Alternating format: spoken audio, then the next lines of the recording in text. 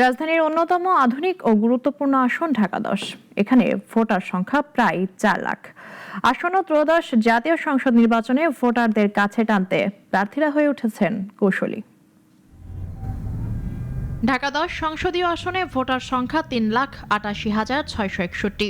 পরিকল্পিত আবাসন, বাণিজ্যিক এলাকা আর শিক্ষা প্রতিষ্ঠানের আধিক্য থাকলেও যানজট, নিরাপত্তা ঝুঁকি আর নাগরিক সেবার সমন্বয়হীনতা এখনও বড় চ্যালেঞ্জ হয়ে আছে।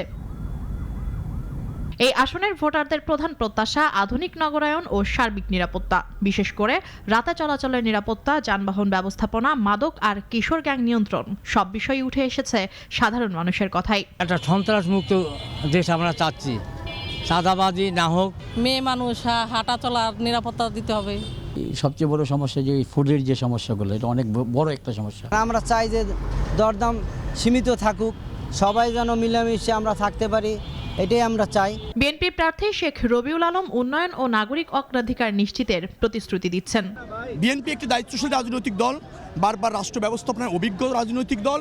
বাংলাদেশের রাজনীতিতে এবং রাষ্ট্র ব্যবস্থাপনায় যে গুণগত পরিবর্তন প্রয়োজন বিএনপি তা ধারণ করে, এবং তরুণদের ভোটে, সব মানুষের ভোটারদের ভোটে আমরা সেটা রাষ্ট্রীয় ক্ষমতায় গিয়ে প্রতিষ্ঠিত করতে চাই। অন্যদিকে জামায়াতে ইসলামের প্রার্থী জসিমউদ্দিন সরকার গুরুত্ব দিচ্ছেন নিরাপত্তা আর নৈতিক সমাজ গঠনের উপর।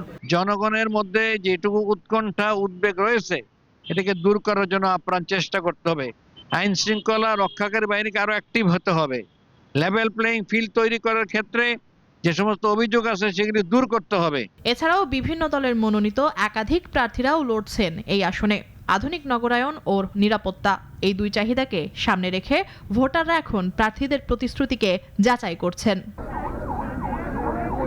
মুনিয়া চৌধুরী, নাগরিক, ঢাকা।